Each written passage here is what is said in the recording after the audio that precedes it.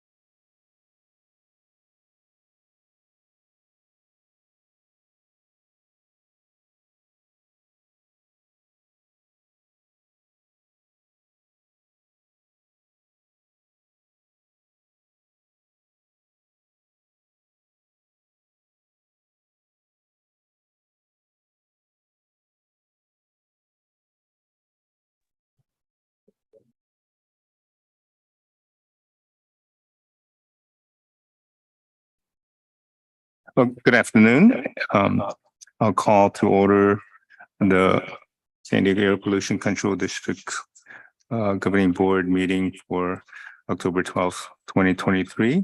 And clerk, could you call the roll?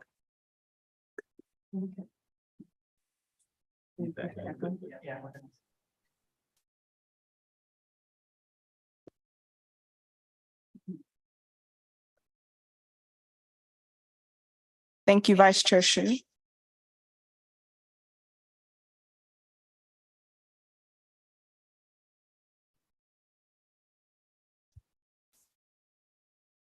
Test.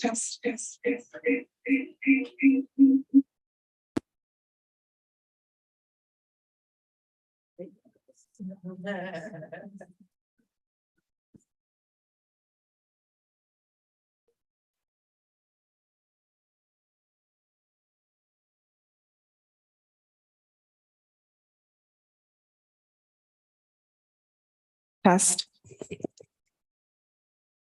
Thank you, Vice Chair Shu. I will now call the roll. I would like to remind those members of the public that are joining us by teleconference to please select your preferred language using the interpretation button at the bottom of your Zoom screen. Before I call the roll, I would also like to note that members Bush, Gomez, Lawson-Remer, Martinez, and Vargas have notified us that they will be absent from today's proceedings. All remaining board members are participating in person. With that, Member Birkbeck Garcia. Present. Member Elo Rivera. Present. Member Gloria. Here. Member Medina. Present. Member Sanchez. Present. Vice Chair Shu. Here. With that, I'll ask the clerk to provide public testimony instructions. Have you done that? I guess, and then Thank you. We'll move on to non-agenda public communication. This is an opportunity for members of the public to speak to the board on any subject matter within the board's jurisdiction, but not an item on today's agenda. I would ask any members of the public that would like to speak on this item that are here in the conference room to please approach the podium at this time. Those members of the public that are joining us via teleconference, go ahead and use the raise hand feature at the bottom of your Zoom screen or press *9 now.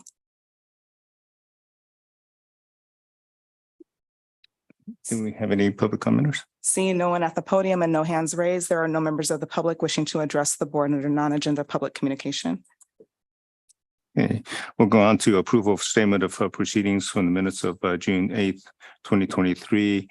So clerk, any instructions before we come to this item? I would ask any members of the public that are here in the conference room to approach the podium if you wish to speak on this item. If there are any members of the public joining us via teleconference that wish to address the board under for public communication on this item, to please raise your hand now using the raise hand feature at the bottom of the Zoom screen or by pressing *9 now.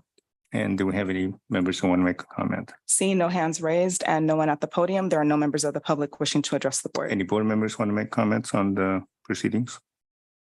If not, I can entertain a motion. I'll move approval of the minutes.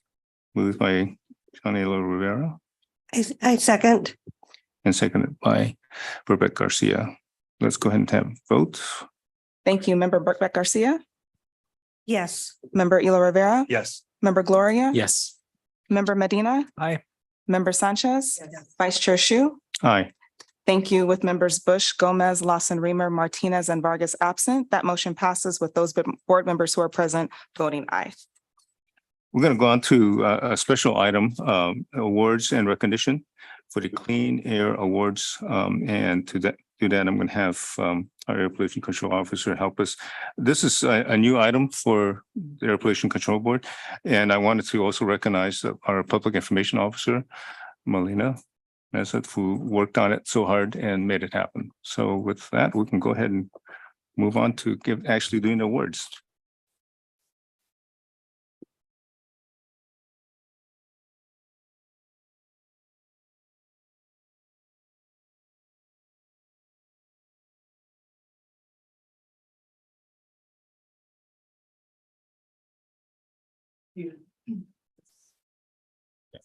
Thank you.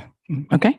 Thank you, Vice Chair Shu. And it's my honor to announce APCD's first ever and first annual Clean Air for All Awards.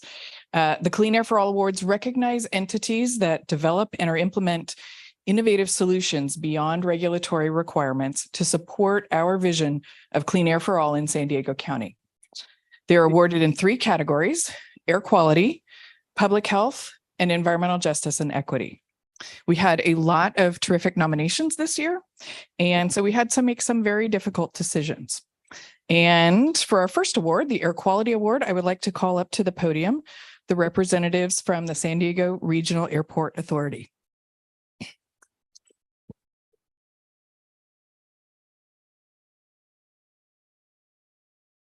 Awards in air quality involve solutions that result in pollution prevention, pollution reduction, or increased environmental compliance beyond regulatory requirements.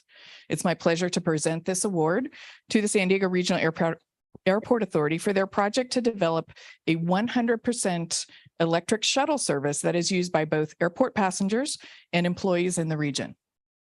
San Diego International Airport's all-electric shuttle program has led to 1,354 metric tons of CO2 reductions in 2021 alone.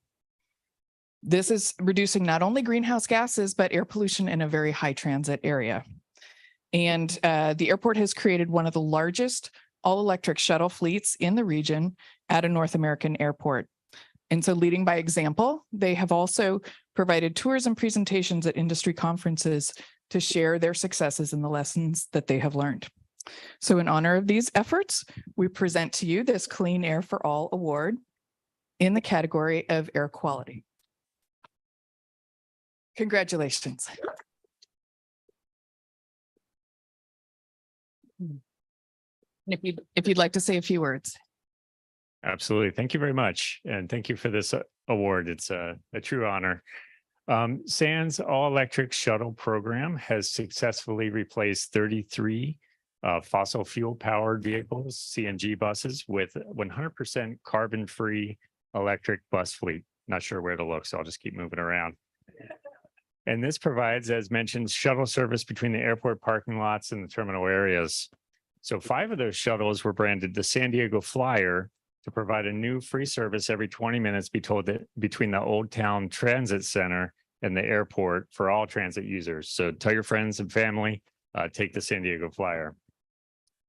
The new all-electric shuttle fleet's charging infrastructure is powered by 100% renewable carbon-free electricity via San Diego Community Power's Power 100 Champions program, of which the airport is a member.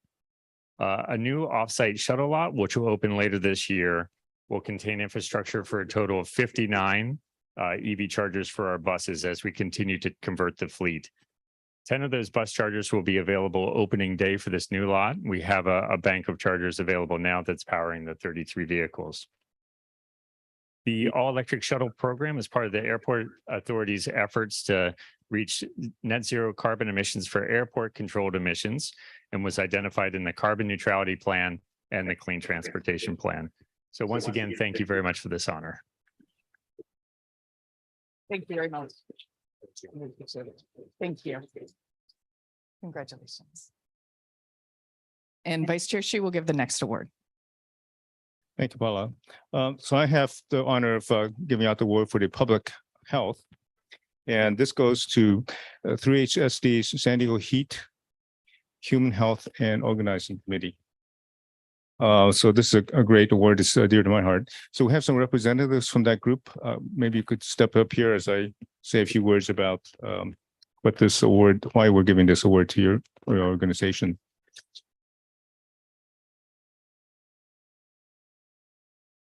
So this award is in public health, recognizing projects that provide diagnostic, preventative, and remedial components of human healthcare related to air pollution. This may include epidemiological data, collection of an analysis, medical examinations, and potential of potentially affected persons, medical monitoring, medical treatments, health fairs, or rehabilitation therapy. H3SD is being recognized for development of the first in the County Heat and Human Health Summit. The summit brought San Diego's medical community, medical students, County of San Diego, and public health officials together to address the effects of heat on human health and was attended by over 250 health professionals. Sessions included air pollution and how it is affected by extreme heat events, as well as vulnerable and at-risk communities. The summit also included medical students from environmental justice communities. Conferences like this are important because poor air quality is tied to both extreme heat events and to adverse health effects. So we are proud to provide you the Clean Air for All award in this category of public health. And please make some comments. And you could, and please introduce your group as well. Okay, so my name is V Nguyen. I'm the chair of the AP California State Government Affairs Executive Committee on Environmental Health and Climate Change. And I'm also a Kaiser doctor. You guys want to introduce? Which breakout session you did? Oh, my name is Aviva DeVore, and I'm a student at Oterranch High School, and I participated in the sports workflows and heat. Hi, my name is Katie Ballin. I'm a third-year undergrad at UCSD, and I participated in what medications put you at more risk in extreme heat. Hi, I'm Devin Ball. I'm a recent graduate in pediatrics from Rady Children's program and working in the community now. And I was given the opportunity to talk about extreme heat and the impact on children with atopic disease. Yeah, so I just really wanted to thank everyone. About 2 months ago, almost, something really beautiful happened at UCSD. And I think sometimes we forget we did something really special, that we were the first in the country to do it. Pretty much from an organic movement of connected physicians, pre-medical students, community groups.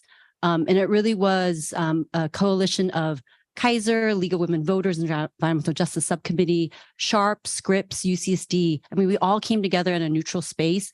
And we said to ourselves, we need to share workflows. Extreme heat affects health, and we need to share and not, we have different market shares in terms of the corporate world, but, San Diego is our home. And so I just want to thank everyone, especially the organizing committee is Dr. Luis Castellanos, who's my friend from medical school, who's the director of Prime HEQ at UCSD Medical School, a cardiologist, Jacob Bailey, who's a med peds critical care PICU doctor at the medical school, Professor K. Wayne Yang, who's the provost of Muir College, Indigenous Studies scholar, but also a huge justice person, Valita Jones at the medical school, Mary Lou Lindegren from Environmental Justice Subcommittee of League of Women Voters, and a very long list, but those are the key people. So thank you so much on behalf of our committee.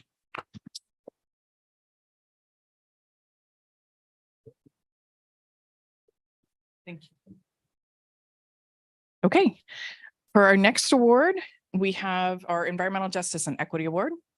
Again, we had a lot of great nominations for this award, so it was very difficult, but I would like to call up the representatives from the Environmental Health Coalition to the podium.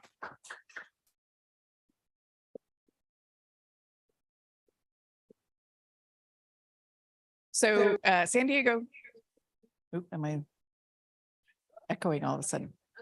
That's right. There's several of me. That would be frightening. Okay. San Diego APCD refers to environmental justice as the equitable treatment and meaningful involvement of all people, regardless of race, color, national origin, income, gender, or ability, with respect to the development, implementation, and enforcement of environmental laws, regulations, and policies. And so solutions under this category of Clean Air for All Award address inequities in under-resourced communities by improving air quality in those communities, promoting public awareness and transparency in those communities, identifying opportunity areas to better serve those communities on air quality matters, or expanding opportunities for public engagement that result in meaningful participation in decision-making. And so EHC is being recognized today for their development and work on the Portside Air Quality Improvement Relief, otherwise known as the PAIR program. As a result of the Navy ship fire, the Portside Air Quality Improvement Relief Program was introduced to aid the residents of the Portside community.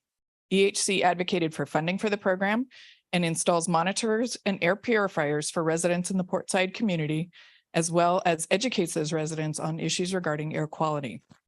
EHC is distributing 575 air purifiers and monitors, and to date, over 500 of those have been distributed. These monitors generate data to determine indoor air quality, and that information can be used to implement initiatives to help improve air quality in the portside communities. An anecdotal testimonial from a 20-year National City resident, Margarita, a mother used to have to take her son with asthma every 2 weeks for treatment. And since adding the air filter, her son's asthma has substantially improved.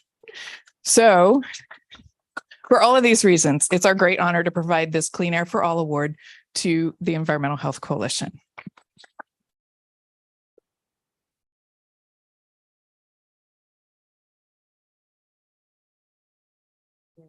Congratulations. You're welcome to say a few words. Sure. Thank you so much. APCD, we are a partner with the Port District, with APCD and the County of San Diego to distribute the air monitors and the air purifiers. And as Paula mentioned, you know, we get to be in people's homes and hear their stories and the improvements that we're seeing, like people can breathe better, you know, people can sleep better. And if you have good lungs to begin with, that might not mean much to you. But if you're a mother, especially, you get to see your little ones under this, these asthma and respiratory problems. You know, it's very difficult. It's difficult on the body, difficult financially, emotionally. So thank you so much for creating this program. And we're just thrilled to be a partner. And obviously, it's not the solution, but it is a nice piece of tool that is making changes. So thank you so much. Thank you. Congratulations.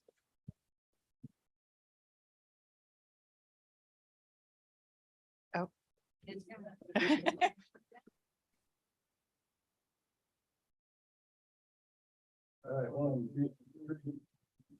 Thank you. Congratulations.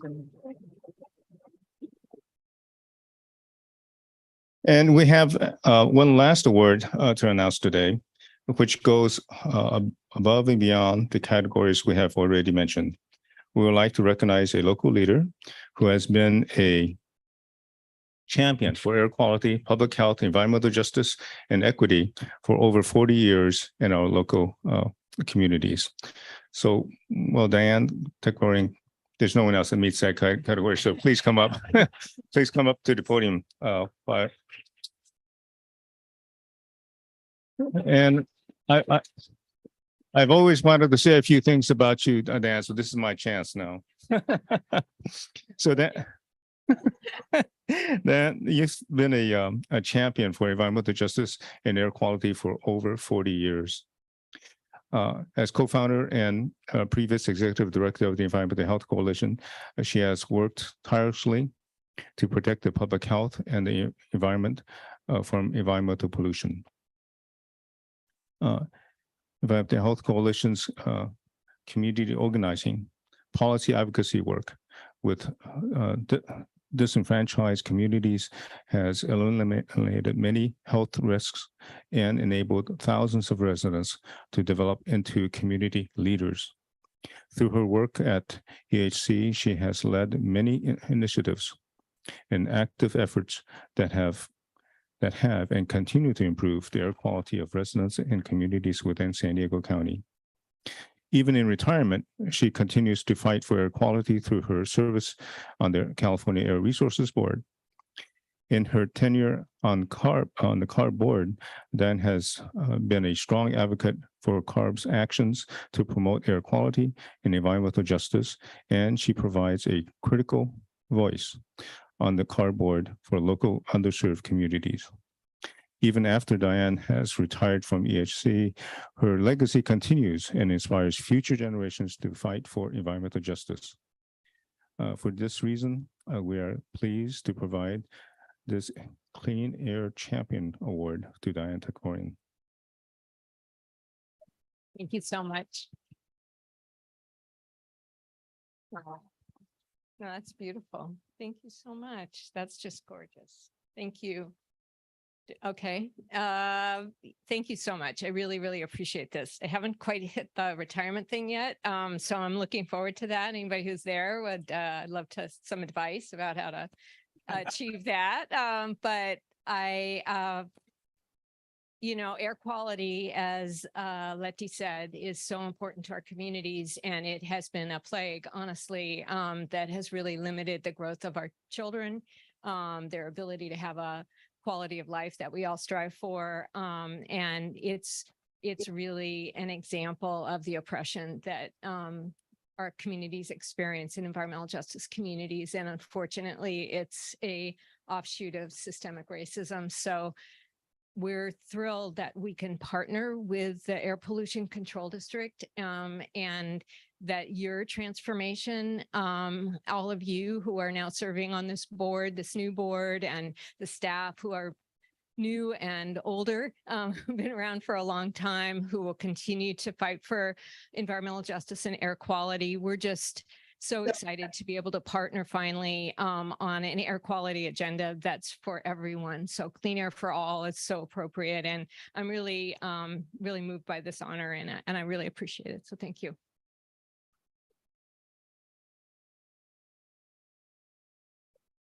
Want it? Oh, okay. Well, that concludes our awards, and I'd like to thank our awardees and our other nominees for their great work to improve air quality and public health and promote environmental justice and equity in our communities. And now I'd like to invite everyone for kind of a group photo with the board members, if we could.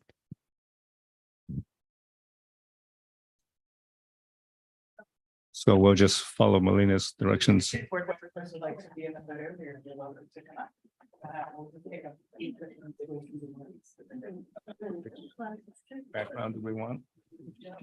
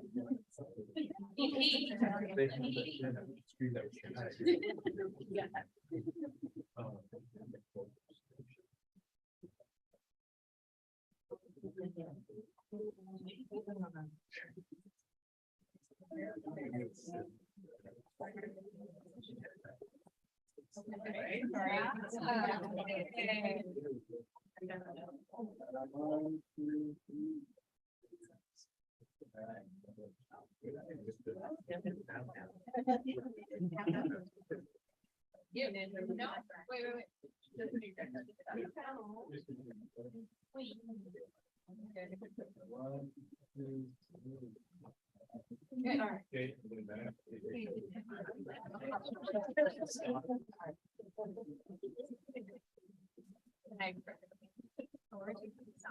Yeah.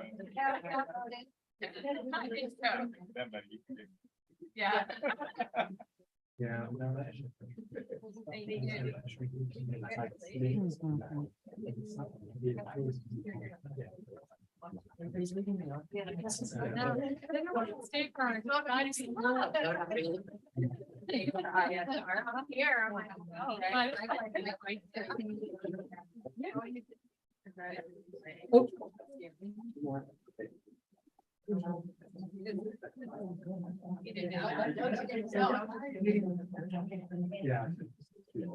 That's good.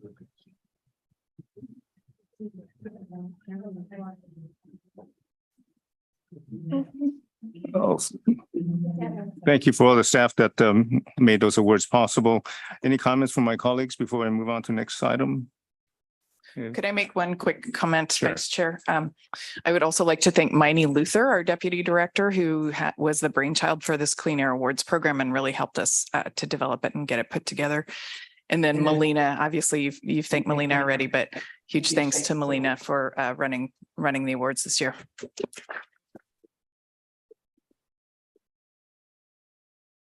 Okay, thank you. There are no items on the consent calendar, so we can go on to F1. This is a resolution designating dates and times for regular meetings of the Air Pollution Control District Governing Board in the calendar year of 2023. So first, Clerk, are there any instructions for testimony? Thank you, Vice Chair Shu. I would ask any members of the public that are joining us here in the conference room to please go ahead and approach the podium now if you have any public testimony on this item. If there are any members of the public joining us via teleconference, please use the raise hand feature at the bottom of your Zoom screen or press *9 now.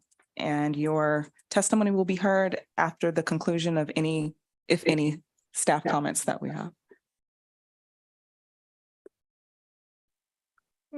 Any staff comments on the calendar?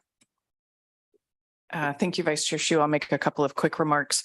The calendar runs with it sticks to the same meeting schedule that we roughly have this year, with one exception is that we're proposing to have both July and August of next summer dark for the full governing board to accommodate vacation schedules and other conflicts that board members often have during those summer months. So you'll notice that there are a total of 6 meetings.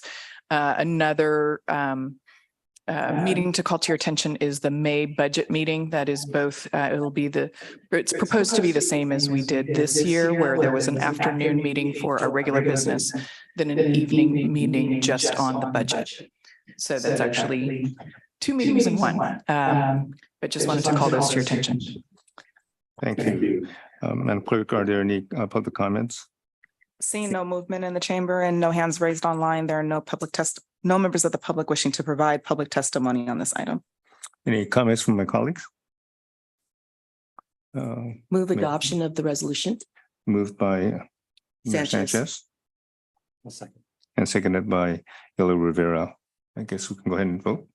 Thank you, Vice Chair. Thank you, Vice Chair Shu. Member Birkbeck Garcia, Yes. Member Elo Rivera, Yes. Member Gloria, Yes. Member Medina, Aye. Member Sanchez, Yes. Vice Chair Shu. Aye. Thank you. With members Bush, Gomez, Lawson, Reamer, Martinez, and Vargas absent, that motion passes with those board members who are present voting aye. Next, we'll go on to the update on district's indirect source activities. This item is informational only and will not require any board action. So I ask the clerk to give any instructions first. Thank you, Vice Chair Shu. I would ask any members of the public that wish to address the board on this item to please go ahead and have a seat in the first row of the room. If you are here in the conference room, if you are joining us online, please press *9 now to raise your hand or use the raise hand feature at the bottom of your Zoom screen. Your testimony will be heard at the conclusion of the staff presentation. Great. We'll have a staff presentation first with Deputy Director Mike Watt and Associate Engineer Randy Consolas. Is that great? So let's go ahead with Consuelo. Sorry for the mispronunciation of your name, Randy. So let's have the staff presentation. Great. Thank you very much, Vice Chair Shu, and good afternoon, governing board members.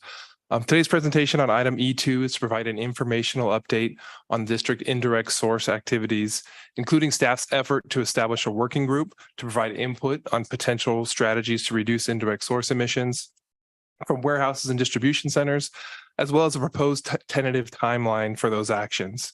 I'm joined today by Nick Cormier, our Rural Development Supervisor, as well as Randy Consolation from our Rural Development team. I'll turn it over to Randy for the rest of the presentation. Thank you, Mike. Next slide, please. Good afternoon, Vice Chair Shu and governing board members. At the June board meeting, the board approved staff's recommendation, requested action 1A, to convene a working group of community and industry stakeholders. The Warehouse Working Group, or WWG, will provide input on possible regulatory and non-regulatory strategies that could further reduce indirect source emissions from warehouses and distribution centers in San Diego County. The working group would serve as a more structured platform than the individual stakeholder meetings held to date to bring relevant parties together to discuss potential regulatory and alternative strategies, which may include incentive programs focused on smaller warehouses impacting sensitive land uses, and exploring possible land use measures with other jurisdictional partners. While the working group explores these alternatives, district staff would continue to track the South Coast AQMD litigation to ensure that the outcome is accounted for in any possible regulatory approach pursued locally. As part of its direction, the board instructed staff to prioritize under-resourced communities, consider smaller warehouses, and return at the next board meeting today with a proposed timeline for action and proposed composition of the working group. Next slide, please. Today, we are bringing you the tentative timeline and proposed warehouse working group composition requested at that board meeting. We will start with the timeline. In consideration of comments received at the August Planning and Policy Committee meeting, the district has prepared two parallel development timelines. One for possible regulatory approaches and one for possible non-regulatory approaches. Stakeholder comments and the Planning and Policy Committee also requested a shortened timeline, which is incorporated into today's action to try to reduce unnecessary delays during the development process as much as possible. The following are key proposed milestones listed in Attachment A, Timeline and Working Group Participants. We'll look at the regulatory timeline first. August 2023, district staff initiated the procurement process to secure contractors to prepare required California Environmental Quality Act, CEQA, and Socioeconomic Impact Assessment, SIA documentation. Staff is working closely with the Department of Purchasing and Contracting and will be releasing a solicitation soon. We strongly encourage interested vendors to review and respond when it's made available. September. Staff convened an introductory orientation meeting with potential Warehouse Working Group, WWG participants, which we will summarize later in the presentation. October. Staff has begun conducting additional public outreach for engagement opportunities to increase awareness on this topic and to solicit meaningful input, which include email updates to the parties listed, as well as in-person updates at pre-existing meetings. November, WWG kickoff meeting, which will be held virtually via Zoom with an allotted time of 2 hours. Subsequent meetings will be conducted monthly. December, staff will hold the first monthly WWG meeting. Next slide, please. January to June 2024. Staff will continue to conduct public outreach, refine and develop a media public outreach messaging strategy to explain the impacts of warehouse indirect source emissions and continue with monthly WWG meetings. July to December. Staff will provide an update to the Planning and Policy Committee and/or Governing Board on any recommendations from the WWG and district staff on possible directions that may be taken. The CEQA SIA preparation process will also begin.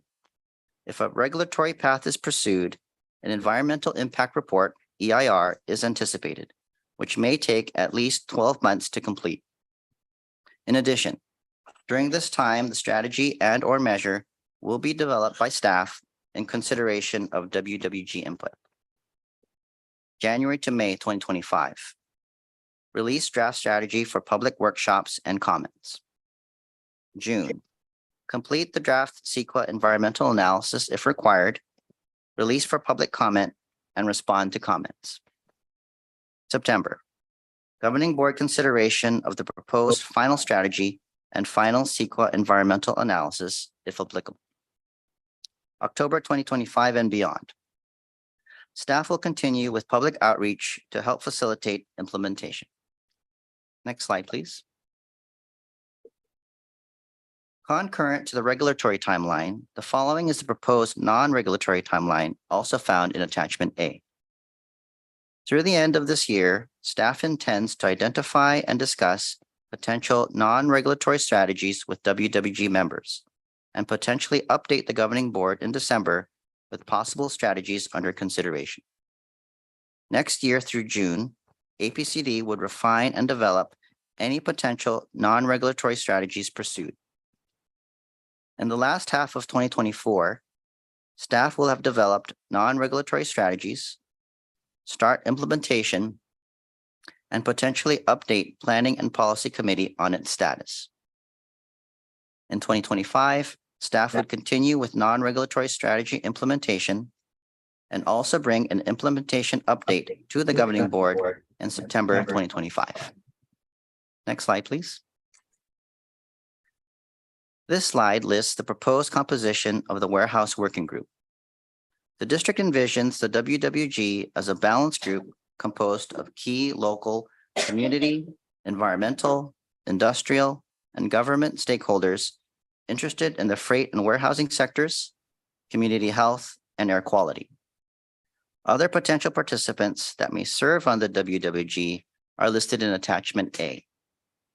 Staff collaborated with organizations and individuals who had previously expressed interest in the topic and also incorporated feedback received from APCD's Planning and Policy Committee about possible additional members, such as the Mexican Consulate and organizations based in Tijuana.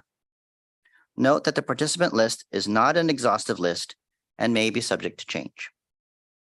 Other state and national organizations may also wish to participate in the proceedings, some of which are listed on the slide and in Attachment A. Since WWG meetings will be open to the public, such groups will be welcome to attend and provide their feedback.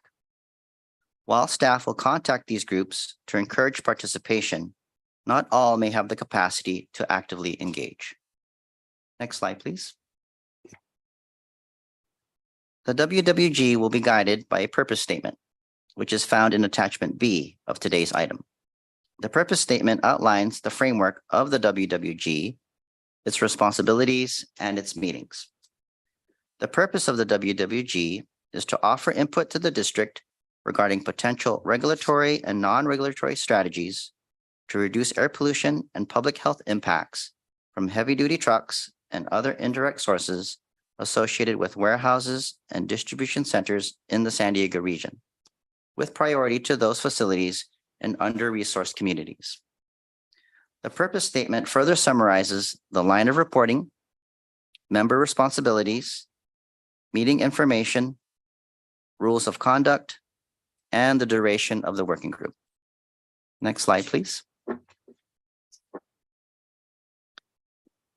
As mentioned, the district held an informal orientation meeting of possible and invited members of the WWG on September 25th. The intent of the orientation meeting was to provide background information on air quality and indirect source emissions associated with warehouses and distribution centers, why the district is looking into strategies to try to reduce these emissions, what staff hopes to achieve in future working group meetings, and get feedback from attendees. The goal was to try to ensure that everyone has a foundation of knowledge on this topic to help facilitate more robust discussion during future working group meetings. A total of 45 attendees participated in the meeting, including district staff, comprised of environmental, industrial, and government representatives. The slide highlights some of the comments the district received during the meeting. The international border community should be discussed within a subgroup of the WWG, considering the unique challenges of goods movement across the border. Staff should develop a plan for public outreach to warehouses. The impact on regional air quality from emissions attributed to warehouse activities should be evaluated. The definition of a warehouse distribution center should be clearly developed to identify subject facilities. Non-regulatory strategies should be explored and developed first, which may aid the development of regulatory approaches to follow. Implementation costs and emission reductions should be evaluated. The emission reductions impact from various CARB regulations should also be evaluated. Not overlooking the benefits from the eventual strategies that may be put forth, including the potential localized health benefits that could occur from those strategies, even if regional reductions may be minor. And finally, keeping SERP goals in mind and potentially using monitoring data being procured from that effort to determine if any possible strategies would be working. Next slide, please. Since the last board meeting, staff has been busy laying the foundation needed for future WWG meetings and discussions. The district recently launched a new webpage dedicated to the WWG process, which will provide resources for upcoming meetings, including the agenda and bilingual presentation slides. The district also created a bilingual fact sheet to provide easy to understand information about indirect sources of air pollution and their impact on under-resourced communities. Staff also developed a new WWG email subscription service, which will be the primary platform used to notify participants and other interested stakeholders about meeting updates. Over 100 people have already signed up to receive updates, indicating a strong interest in the topic. We invite any interested parties to subscribe using the link provided and selecting Warehouse Working Group WWG Meeting Updates under subscription topics. The public may also request to be added to the subscription by contacting district staff. In addition, recordings of WWG meetings will be maintained on the district's YouTube page, including the orientation meeting held on September 25th. Subsequent recordings will be posted following each meeting. Next slide, please. This concludes our presentation. We are available to answer any questions. Thank you. Thank you. Do we have any public comments? Thank you, Vice Chair Shu. Seeing no movement in here in the conference room and no hands raised online, there are no members of the public wishing to address the board on this item. Any comments or questions from board members? Enrique? Thank you for the presentation and also for putting the orientation meeting on the YouTube. I would say I was able to watch it and seemed like there were a lot of comments, and congratulations for doing the outreach and the engagement. I like the fact that you're planning to have a balance group to make sure that all voices are represented. And I looked at the list of organizations that are being considered and invited. And even though public health is one of the core needs, I didn't see any public health or physician groups. And I know that my colleague, Dr. Birrak Garcia, had suggested some. So maybe that can be added because I think it's really important to have that viewpoint. Member Birrak Garcia. I just wanted to add that if you need help, I can direct you to people that I know would be very interested and being part of this work group. We'll be reaching out for sure. Thank you. Mayor Gloria. Thank you, Mr. Vice Chair. Appreciate this update on where things stand with the working group. Certainly support looking at regulatory or non-regulatory remedies that are available to us to address this indirect source emissions. I look forward to the working group's recommendations. You mentioned it, I think, Manny, in some of your comments, but can you go perhaps a little deeper to the extent that you have any information or there's anything to be shared with regard to the indirect source rule from the South Coast Air Quality Management District? I remember that being a part of the conversation we last met. Perhaps I can start and then others can join in afterwards. But yeah, we are tracking the South Coast rule. Actually, today, there was a development that the South Coast rule, it's Rule 2305, did get approved by EPA or proposed for approval by EPA in the Federal Register. That was notwithstanding, there is still a lawsuit that is in place with that rule. So Vera can maybe perhaps describe a little bit more how that might play out in relation to the EPA approval process, but we are still tracking how the South Coast rule is going.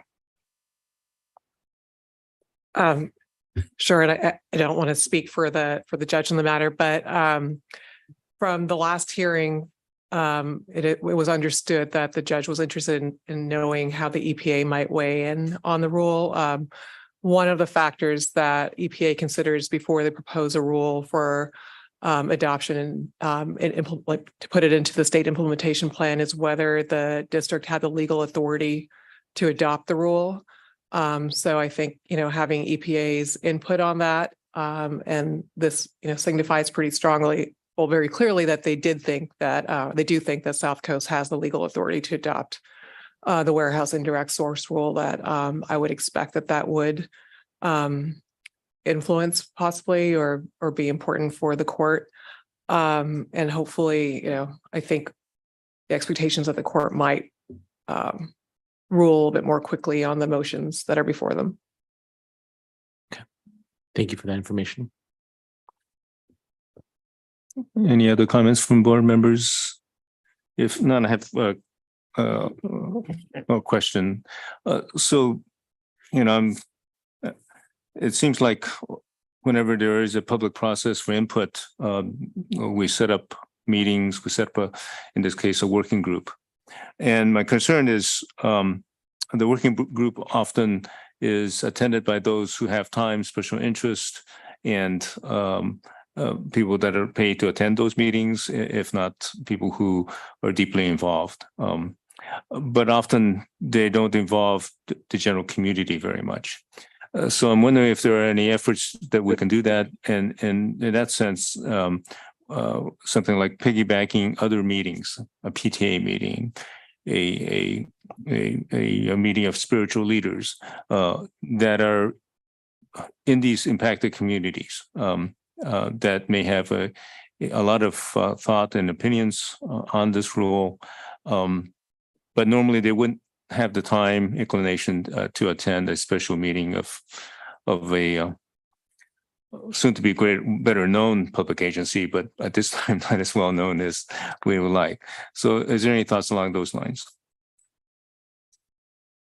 Yes, so we do, even between now and that November meeting, we are looking at opportunities to visit people where they are, so to speak, to chime in and provide some feedback, working with our Office of Environmental Justice on their interactions with community-based organizations, and again, trying to come to already established discussions so that we can provide information on this program and get people engaged and involved, and we'll continue to do that going forward. So in addition to the quote unquote formalized WWG meetings, continuing to look for those sorts of activities.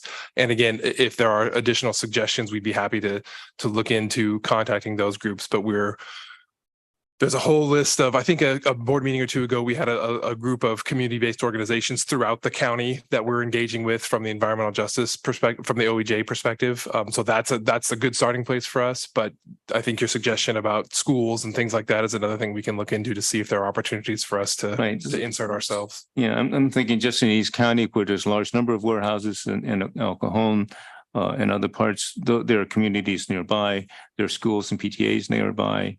And it may take a lot of work to do that, but I think we can test a few of those kinds of outreach efforts to see if we can get some input. If nothing else, that community will have greater knowledge of APCD and what we're doing. And you never know, there might be a lot of good input they could provide. So that would be my suggestion in terms of how we engage more of the community as we go forward. With that, this is a information item. So any other questions or points from the board members? If not, we'll go on to the next item. Oh, good. Okay, so item 3F3, notice of public hearing, adoption of the amendments to Rule 1415, permit process, public notification. So Madam Clerk, can you give us instructions on public testimony? Thank you, Vice Chair Shu. I would ask any members of the public that are here in the conference room that wish to address the board on this item to please have a seat in the front row. Those members of the public that are joining us via teleconference, I would ask that you use the raise hand feature at the bottom of your Zoom screen or press *9 now to raise your hand, and your public testimony will be heard at the conclusion of the staff presentation. So the staff presentation will be from Deputy Director Mike Watt and Associate Engineer Miriam Sanchez. Great, thank you again. So item E3 today requests governing board approval of proposed amendments to District Rule 1415, which outlines mandatory public noticing requirements for the district's Title V permitting program. The proposed revisions include incorporating federal requirements and clarifying existing district procedures for information made available for public review as part of the Title V permitting process, as well as provisions for an electronic public notification procedure. I'll now turn it over to Miriam for the rest of the presentation. Thank you, Mike. Good afternoon, Chair Shu and members of the board. My name is Miriam Sanchez, and I'm one of the air quality engineers in the rule development team at the district. Today, I'm presenting proposed amendments to Rule 1415, permit process, public notification of the Title V permitting program. Next slide, please. In this presentation, I'll explain why the district is proposing amendments to Rule 1415, provide background information and general information on the Title V permitting program, summarize proposed amendments, and discuss their impacts as well as benefits. I'll conclude this presentation with today's recommendations for your consideration. Next slide, please.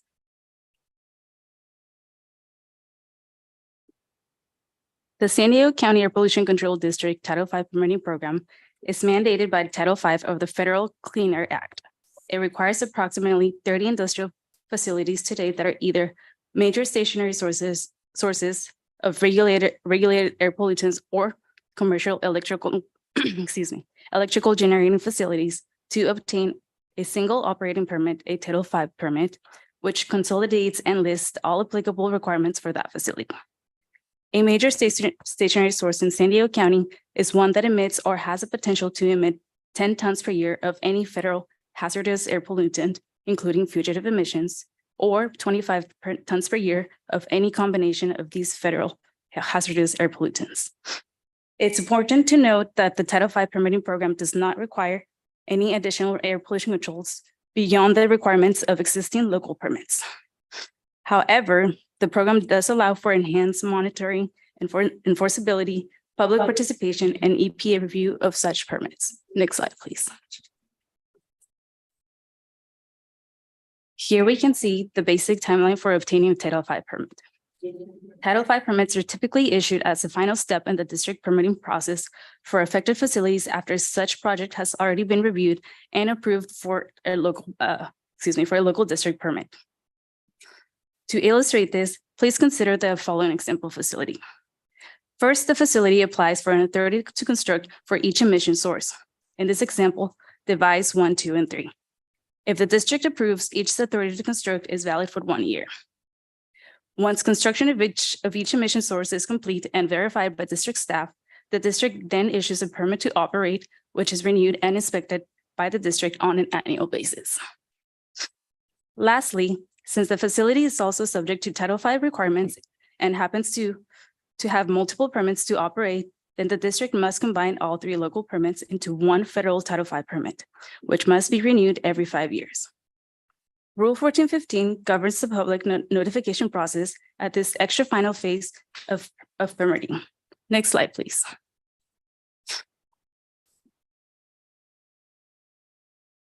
The district is proposing amendments to Rule 1415 to mainly include additional requirements that EPA mandates in the Title V program.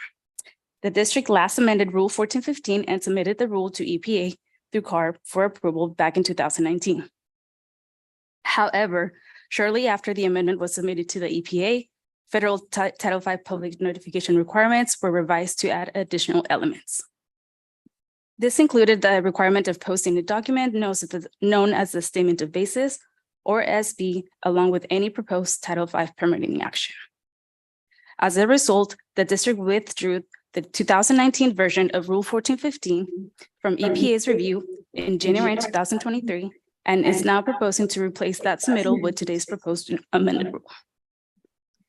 Additional revisions are also being made in the rule to clarify, specify, or update various sections as needed to reflect current practices to ensure alignments with federal regulations. This includes the location of where stakeholders can find new Title V applications, additional information to be included in public notices, and district record keeping and record retention requirements. Next slide, please. So what is a statement of basis? A statement of basis is a document prepared by district staff that explains the legal and factual basis of a Title V permitting decision to EPA, the permit applicant, and the public. It also includes a history of previous permitting decisions and the district evaluations, as well as documenting how the application in question complies with existing federal requirements. Preparation of statement of basis have been part of the district's existing permitting procedure for years and are already posted on the district's website for relevant Title V permitting actions. Nonetheless, APA requests that Rule 1415 explicitly states that this is a mandatory requirement for all Title V permit applications. Statement of basis, as well as other Title V permitting actions, can be found on the district's website at the link on the screen. Next slide, please.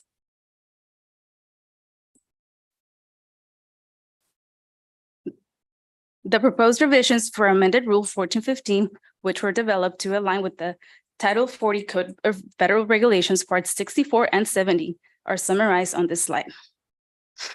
Section A, C, and D now incorporate the provision to electronically publish and make available the statement of basis with Title V permitting actions. Section A is also proposed to harmonize with recent changes in California law to make notification requirements fully electronic. Minor administrative revisions to Section C were made to clarify the timeframe of submittal of required documentation to the EPA. Section D was revised to support the district's public participation plan to potentially add any additional information into the contents of a public notice that would ensure the notice is meaningful, relevant, and understandable to the public, as determined by the Air Pollution Control Officer.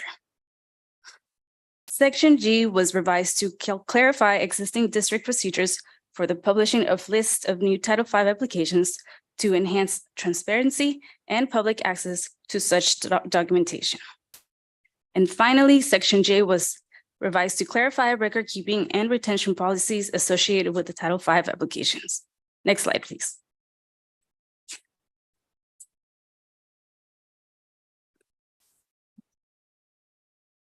As previously mentioned, Rule 1415 applies to approximately 30 existing permits.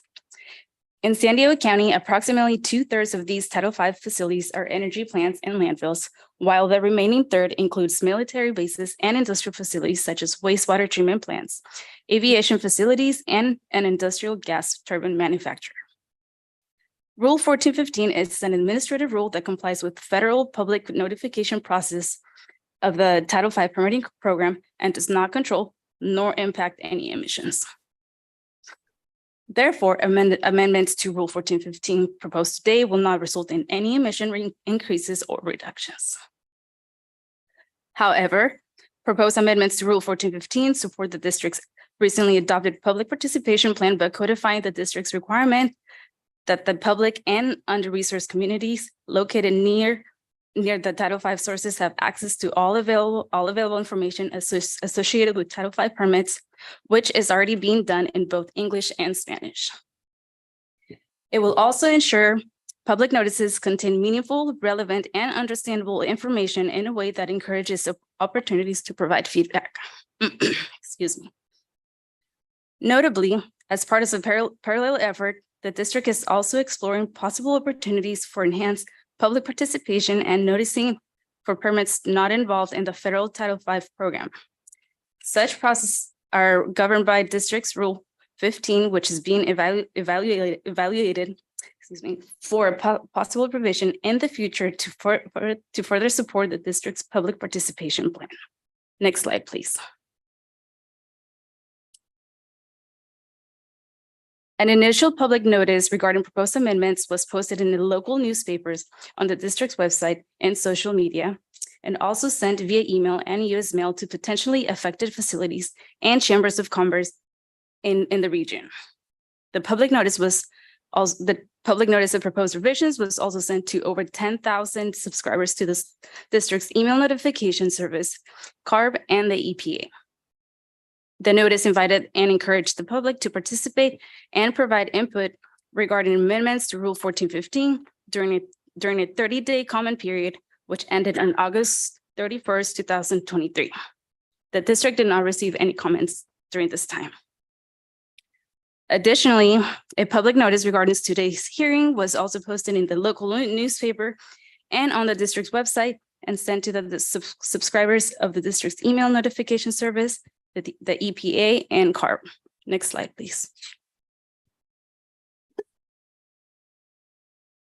In closing, today's recommendations for your consideration are to first, find that the proposal is exempt from the California Environmental Act, known as CEQA.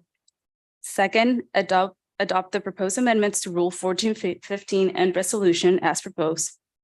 Finally, direct the Air Pollution Control Officer to forward a copy of amended Rule 1415 and resolution to CARB for approval and subsequent submittal to EPA for inclusion into the state implementation plan known as the SIP.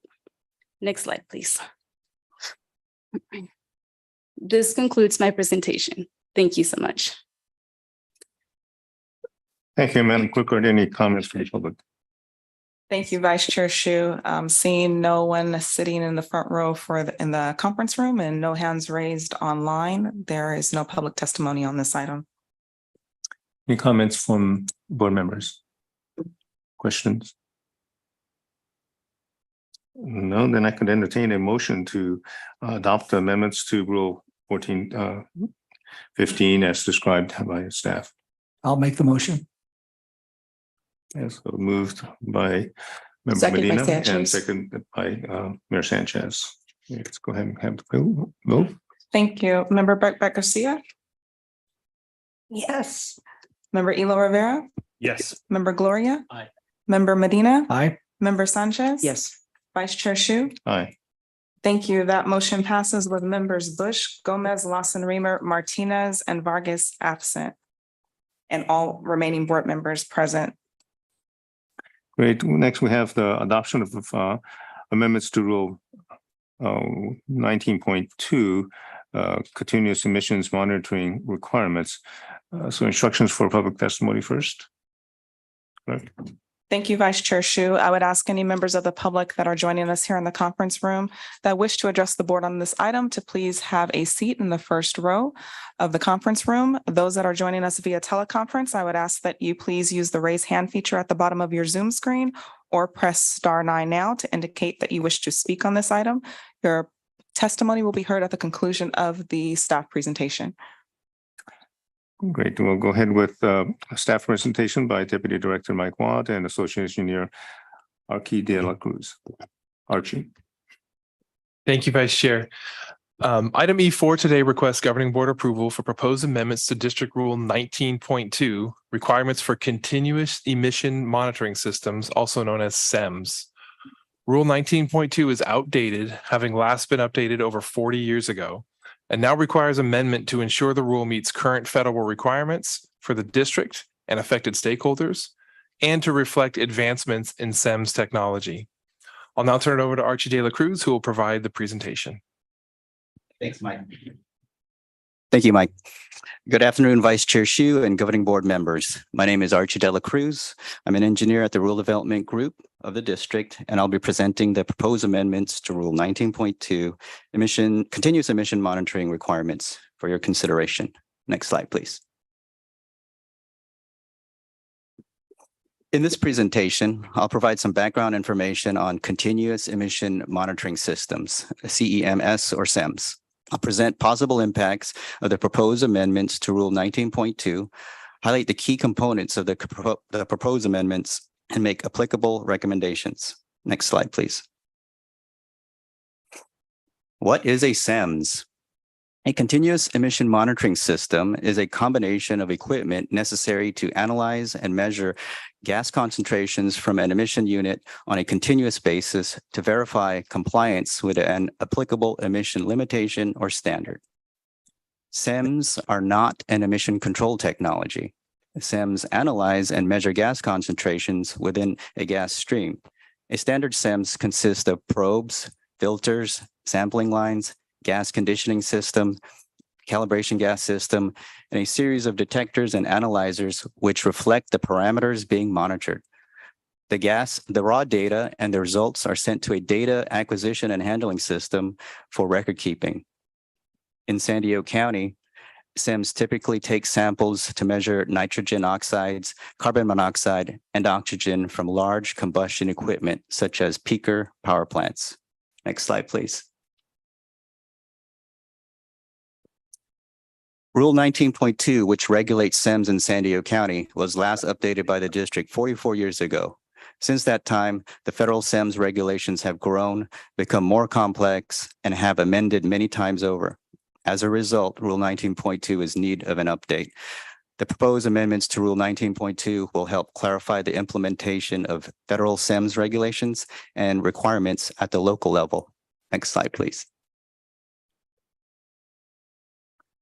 The intent of the proposed amendments is to ensure the existing local rules aligns with federal requirements that have been adopted since 1979. Despite the rule being outdated, the district has been incorporating all applicable and new federal SEMS requirements within specific permit conditions as part of issuing new or modified permits since that time, thus ensuring all facilities today are in and remain in compliance with the most up-to-date federal SEMS requirements. As a result, most facilities are already complying with the most or all of the proposed amendments to Rule 19.2. It is the district's intent that with these proposed revisions, future permit conditions could be simplified and ensure that both the district staff and affected stakeholders have greater clarity on the compliance requirements. Next slide, please. Because 19.2 is an administrative rule, the proposed amendments will not result in an emission increase or reduction, nor is there any opportunity to achieve any. However, in addition to meeting federal requirements, the proposed amendments will ensure that all facilities with SEMS, including those adjacent to under-resourced communities, are accurately capturing high-quality emissions data to comply with federal regulation. Accurately tracking and calculating emissions, as well as incorporating corrective actions requirements, will also help facilities and the district identify any potential emission violations and bring the emission unit back into compliance more expediently. The district estimates that there are approximately 25 facilities in San Diego County that are currently subject to the requirements of 19.2. While the district believes many of these facilities are already complying with the proposed amendments, some facilities' permits may require modification or cleanup to ensure they are not inadvertently subject to 19.2 requirements. These adjustments, if needed, would be processed through the district's engineering division at the time of the facility's next permit revision. Next slide, please. The following is a summary of the proposed amendments. An applicability section, Section A, is a new addition to Rule 19.2, which specifies all required SEMS be installed, maintained, and operated properly. Of note, Rule 19.2 does not require the installation of SEMS, nor does it specify what pollutants shall be monitored. The requirements to install a SEMS and what pollutants shall be monitored are prompted by other regulations applicable to the emission unit. Section C, definitions, ensures specific wording used in the proposed amendments align with federal definitions. And Section J, compliance schedules, ensures owners of existing SEMS are given adequate time to comply with the proposed revisions by June 30th, 2024, about 9 months after governing board consideration. New SEMS are required to comply upon initial startup. Next slide, please. This slide presents additional proposed amendments to highlight. A new provision will require owners of SEMS to continuously monitor for a minimum of 95% of the emission unit's operating hours for each reporting period. This condition goes above and beyond federal requirements found in regulation and aligns with requirements found in South Coast Air Quality Management District. The EPA, AQMD, and other facilities with SEMS concede that requiring SEMS to be in operation 100% of the time is physically impractical and in many cases not possible, since SEMS requires planned and unplanned maintenance, calibration activities that may require periods of monitor downtime, and unexpected equipment breakdowns. For these reasons, the district's proposed new requirements to have SEMS continuously monitor for a minimum of 95% of the operating time when the emission unit is in use is a reasonable criteria that is also utilized by other California air districts. All other key requirements in the proposed amendments are the same or similar to the requirements found in regular federal regulations. Next slide, please. A public notice was sent out on May 17th, 2023, soliciting comments on the proposed amendments for a 30-day public comment period. The notice was posted in a local newspaper on district's website and sent via U.S. mail to potentially affected facilities and Chamber of Commerce in the region. The public notice was also sent to more than 10,000 subscribers on the district's email notification service, CARB and EPA. The district also held a virtual public workshop on June 14th with potentially affected facilities, their consultants, the public, and other interested parties. The district publicized the workshop via public notice and on social media. No adverse comments were received during the public comment period. Questions requesting clarification on specific rule elements were addressed in the public workshop and in the district's final staff report. The district thanks all workshop participants for providing valuable input and feedback to improve the proposed rule revisions. Next slide, please. Today's recommendations include the following. First, since the proposed amendments do not result in any emission reduction or increase, staff finds the proposed amendments are exempt from the California Environmental Quality Act, or CEQA. Second, the district recommends the governing board adopt the proposed resolution and corresponding Rule 19.2 amendments. And finally, direct the Air Pollution Control Officer to send amended Rule 19.2 to EPA through CARB for approval and inclusion in the San Diego County portion of the State Implementation Plan, or SIP. Last slide, please. This concludes my presentation. Thank you for attention and consideration. I'll be happy to answer questions. Thank you. Do you have any public comments, Madam Clerk? Thank you, Vice Chair Shu. Seeing no members of the public seated on the first row here in the conference room and seeing no hands raised online, there are no members of the public wishing to address the board on this item. Any comments, questions? Any comments, questions from board members? Seeing none, thank you, Archie and Mike, for the report. I can entertain a motion to adopt the amendments to Rule 19.2, continuous emissions monitoring requirements. Second.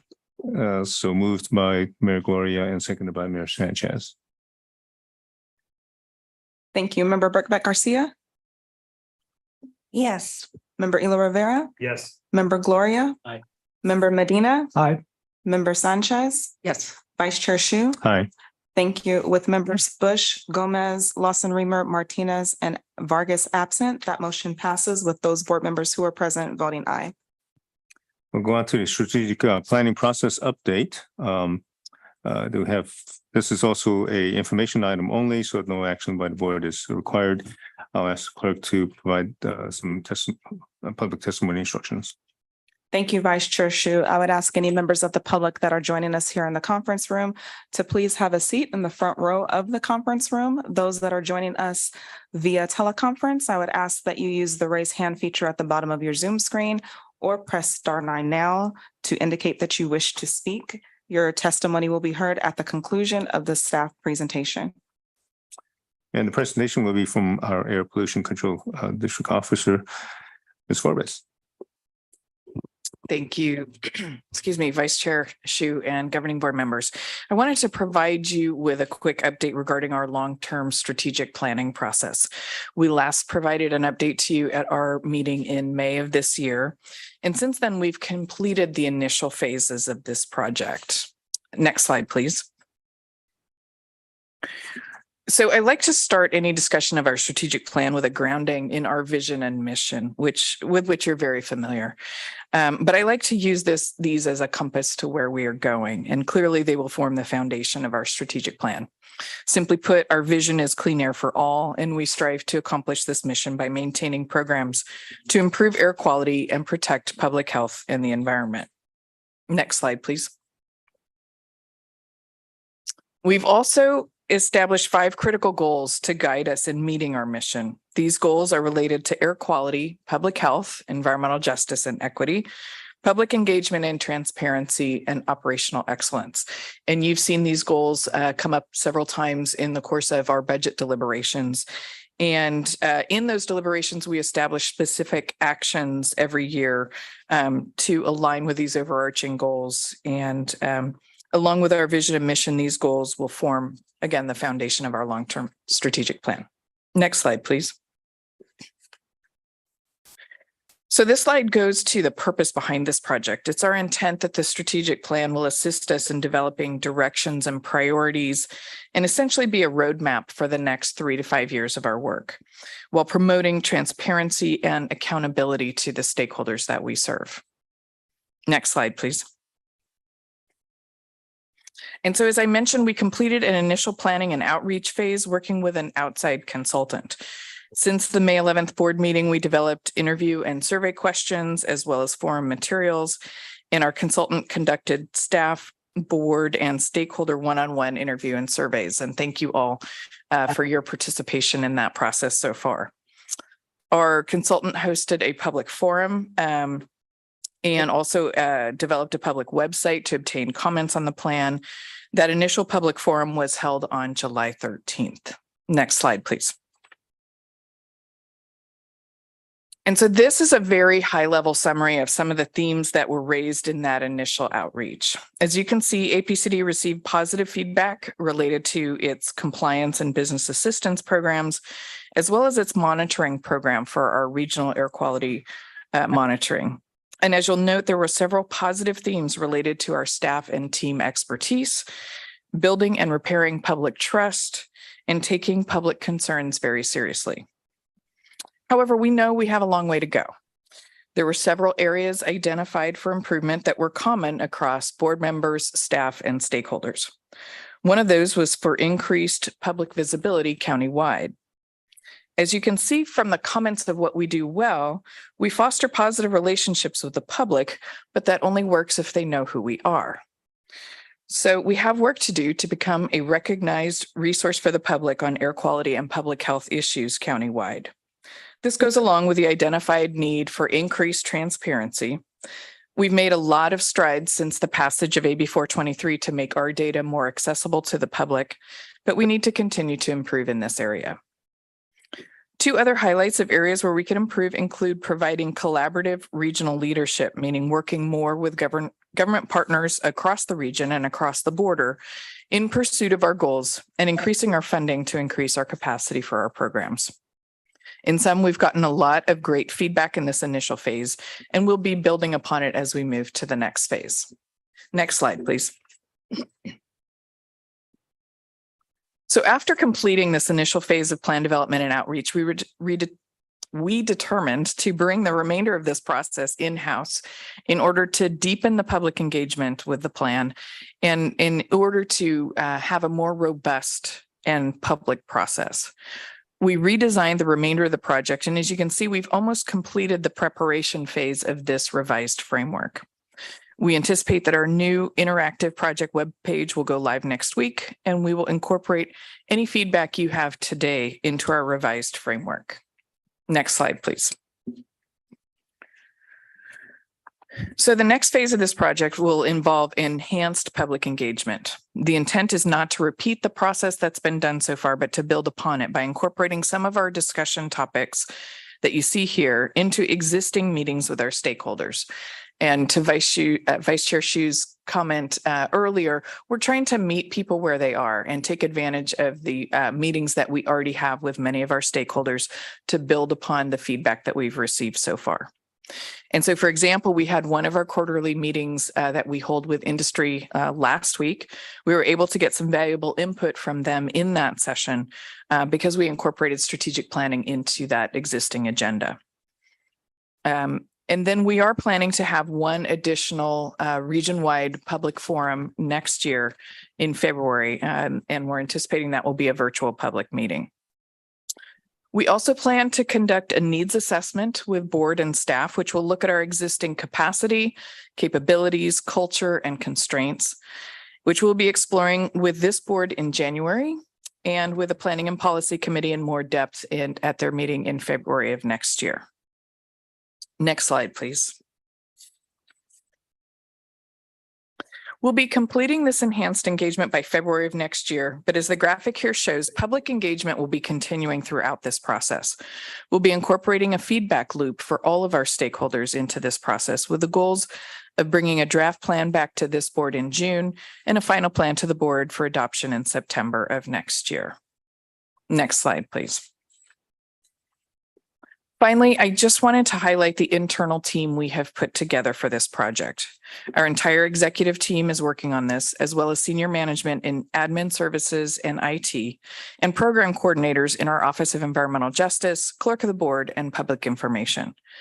And there are many other APCD staff that will be supporting this effort as it goes forward. We are incredibly fortunate to have the breadth and depth of talent on staff to assist with development of this plan and the public engagement process. And that's one of the reasons we decided to bring it in-house and really go deeper with that public engagement. Next slide, please. So that concludes my presentation. I'm happy to answer any questions that you may have. First, Madam Clerk, are there any public comments?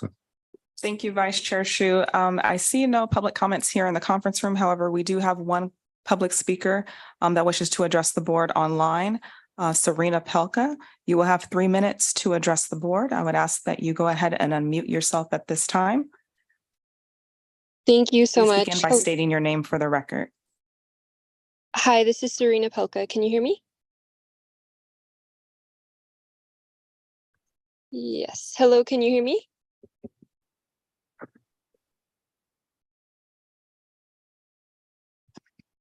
Ms. Pelka, you can begin by stating your name for the record. Can you hear me? I think I'm having audio troubles.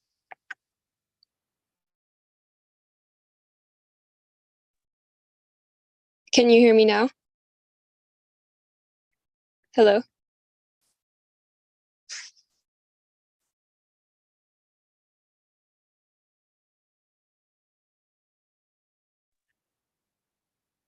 Yes, can you hear me?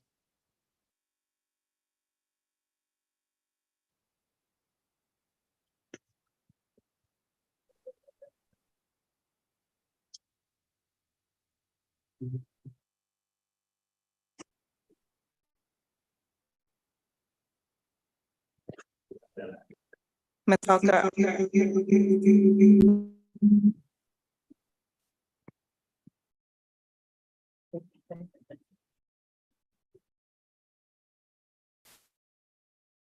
We'll see if we can get her online.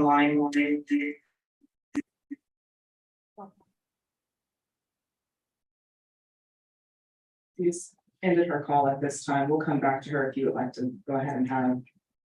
Sure, and the topic can always submit her comments in writing. As any comments from board members on the strategic process and update?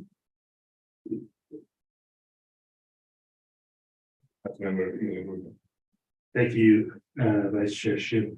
I just wanted to inquire, first, thank you.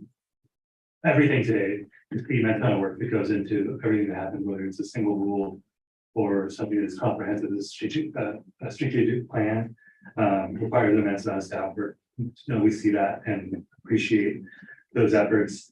And there's been some conversation with some of the external stakeholders around electrification, kind of more broadly, building and appliances. Can you talk to us a little bit about that and how that might be included in the strategic plan? And what sort of feedback you might need from us?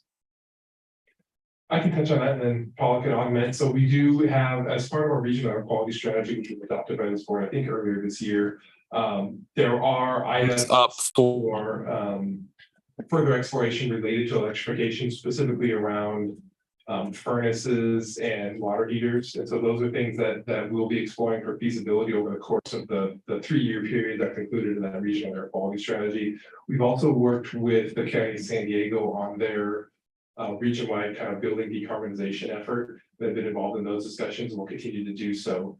So that's the sort of from a regulatory approach, what we'll be looking at. We'll also potentially, one of the things we could consider would be looking at what sorts of incentives might exist to help promote that, not only within the district, but I know that there are some state incentives from CEC and other entities that can help advance the ball on those things. But looking at the existing structure that we have in our regional air quality strategy in terms of rules and activities that we want to advance as part of the strategic plan and sort of prioritizing those, I think will be a beneficial discussion going forward.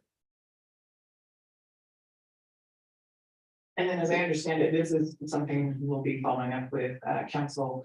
There was a recent decision in the Ninth Circuit limiting some ability in that. And I believe that our colleagues up in Bay Area have adopted a rule that was designed to accomplish some of the same things. So we're going to be keeping an eye on that, consulting with council to see what the limits of our jurisdiction are, and then moving forward, as Mike said, with what we're able to do.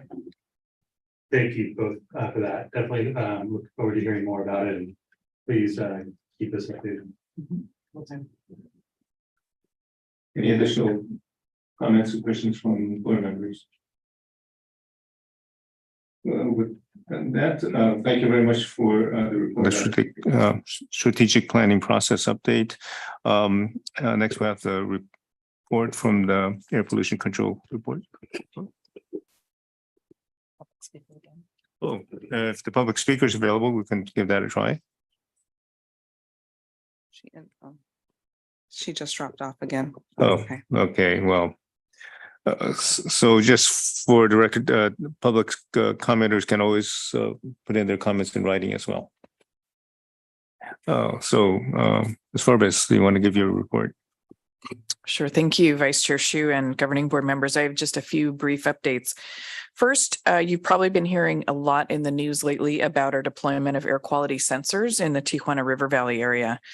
Our monitoring team deployed the first AQ mesh sensor at our San Ysidro monitoring station last week to monitor for odor-causing gases such as hydrogen sulfide and sulfur dioxide that are impacting the community from sewage spills into the Tijuana River.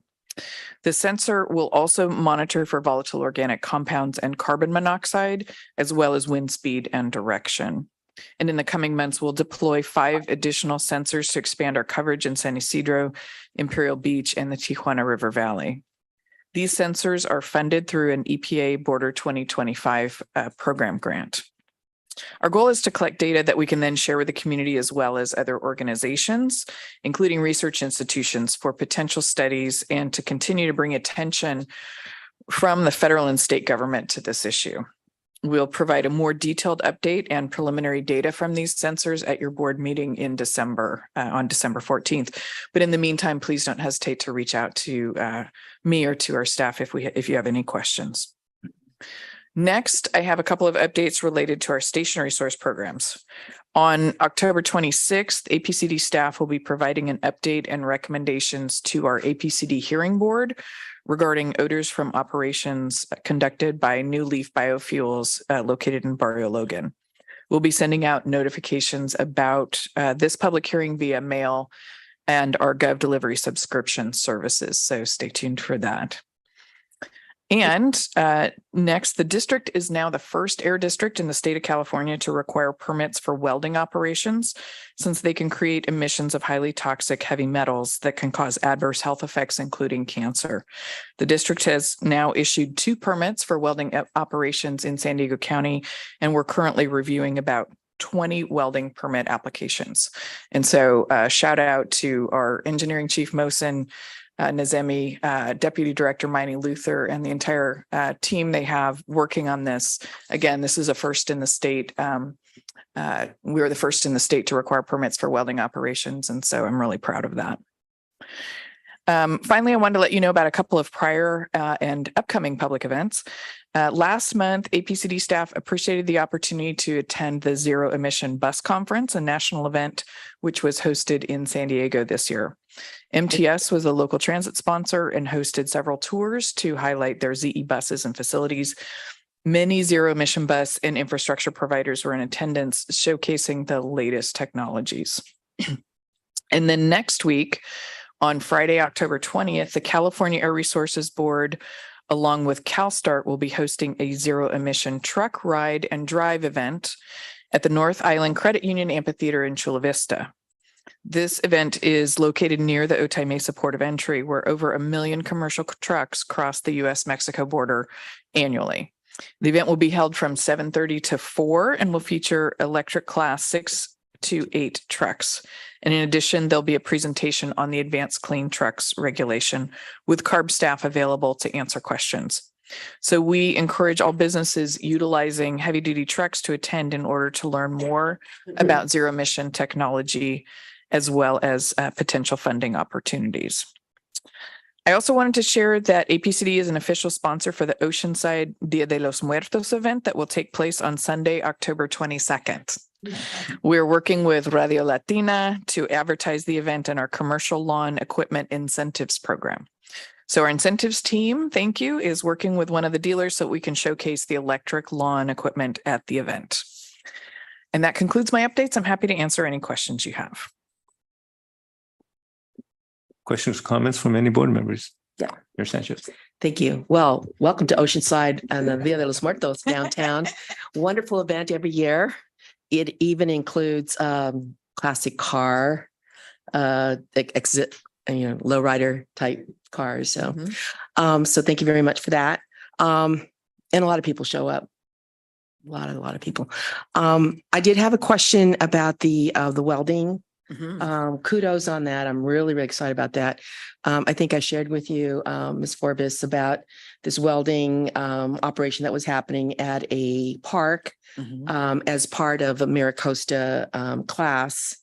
MiraCosta had because of the recession, we ended up closing that building, much to my opposition, for like 7 years or so.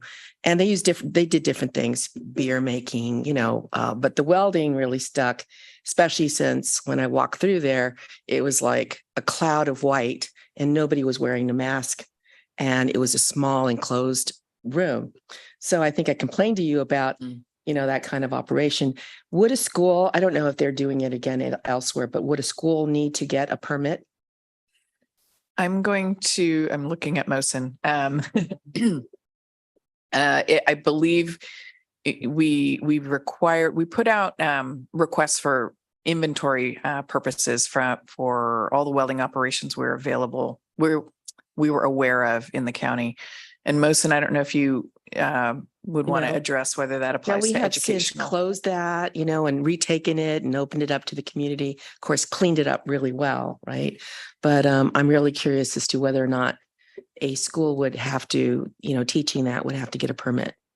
So I'm Mohsen Nazami, Chief of Engineering Division. That's a very good question. I think the permits that we have required and we are in the process of issuing were for locations where they do welding all the time. It's not just a job site where they just do welding at that location. Part of the reason for requiring permits is the toxic chemicals can have long-term chronic or cancer-causing effects, but that happens if it happens all the time and the community is exposed to it. There is acute exposure concerns as well. As you know, the district does not regulate OSHA requirements for the workers. So if you saw the workers were not wearing masks, that's something outside. Students.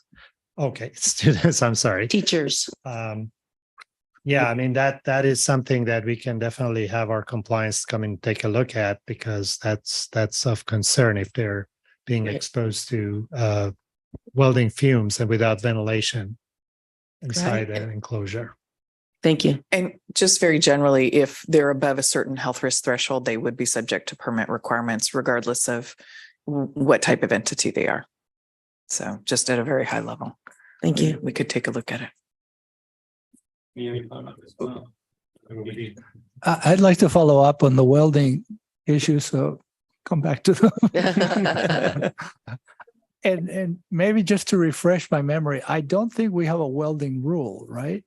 That's correct. So we are asking them, people who are,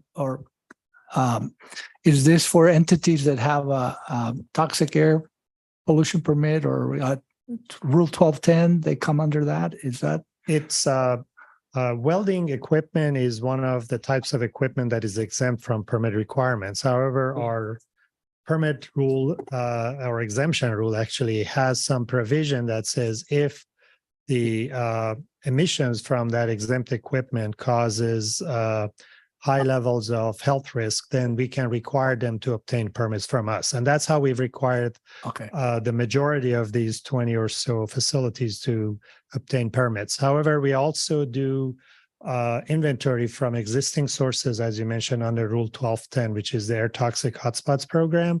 And under those rules, certain facilities, in particular, some of the shipyards, they do include their welding emissions as part of their inventory. And when we do the risk analysis, some of the high risks, health risks were associated with the welding operations. So the two that we have issued permits are actually permits to reduce their risk from welding operations. Okay. And those are captured through the Rule 1210 program. Right. And is there a welding rule still under consideration, review, or on the agenda, on the docket? No? Not at this time. It's not on that list in the racks, but something we could explore in the future. I think we'll learn a lot through this permitting program and then determine if a separate rule may be needed at some point in the future. Okay. Thank you. And just to close on the OSHA, the instructor is covered by OSHA as an employee of the district, of the school district. So even though the students are not. Yeah. Mayor Gloria. Thank you, Vice Chair. I just wanted to pick up on the comments in our officer's report about the Tijuana River Valley and San Ysidro. We were discussing before the meeting my personal experience with the stench that is going on down there. I'm glad that our board is making, or our agency is making the effort to monitor that. I appreciate the opportunity to follow up for a briefing of some kind. We'll take you up on that offer. With regard to the current monitoring that's happening, at what point will we have data that is disclosable to the general public? Is that the December meeting that you mentioned, or will we be providing more specific information sooner than that?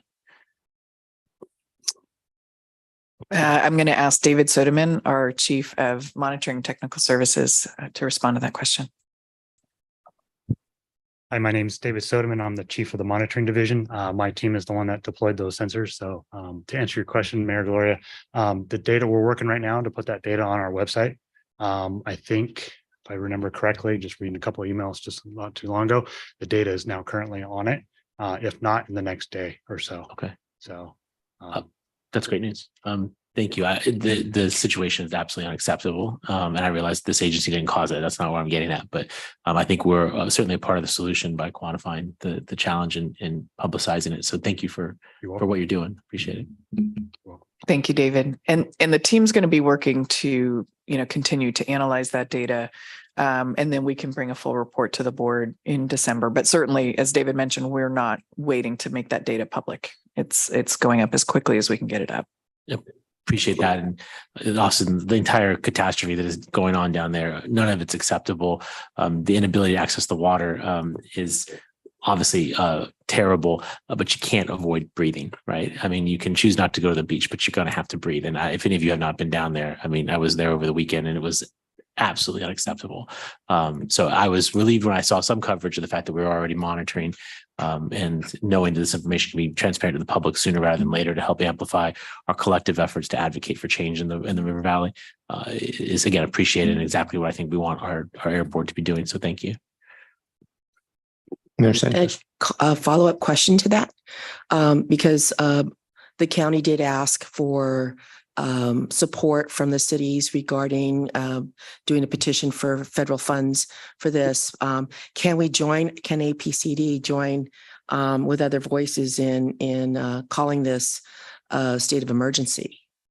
Is this something that we can do as part of the, I mean, we're going to be monitoring, we'll be getting some kind of data at some point. Could we then join other voices in calling it a state of emergency? I'm looking at our council, Vera. I'm getting a little concerned that we're veering off the agenda. I want to make sure that we are not trying to lead to any decisions that were not put on the agenda. I'm not asking for a decision yet, but is that a possibility? I think we can. That we could it can be bring brought to back. staff and staff can take a look. Yeah, at. we can take a look into that and certainly also take in. We're already working to put out calls for additional federal funding through our meetings with elected officials and that sort of thing. So yes, we will look into it and report back to you in December. Thank you.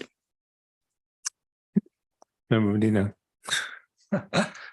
Yes, to continue on the, I was also at the border recently and smelled really bad. But I was wondering if there's any interest or possibility of doing any airborne bacterial or viral testing. I know they're testing for hydrogen sulfide gas, and that's wonderful, but there's also a lot of bacteria. Unfortunately, pathogens are outside of our area of jurisdiction, so it would be really hard for us to do that. However, we know of other organizations such as the University of California, San Diego, who's conducting a lot of research. We actually attended a meeting yesterday of the Coastal Commission where some of the organizations that were presenting on some of the research that they're conducting and it's being looked at from many different angles. So with the monitoring that we're doing, we're hoping to complement that information and that piece of the puzzle. Thank you. Thank you. Any other comments? I'll make a quick comment. We just got some lapel pins from APCD, which is a nice little piece of swag. And we have all these buttons. So I encourage folks to wear them to kind of promote the organization, the agency, the APCD. So thank you for that. The other is on the 20th, I do have a transportation committee at Sandag, but right after that, I hope to go see those big trucks. I don't think I'm licensed to drive them, but I might like to ride in one and experience that. So thank you for participation in that. And that will really help, I think, for those of us who in elected office to experience that if we get a chance, and then go back as we set policy at the regional level and at the state level to go back and say, these trucks are available now. And we just need to help them get purchased and have charging stations for them, that the technology is available now.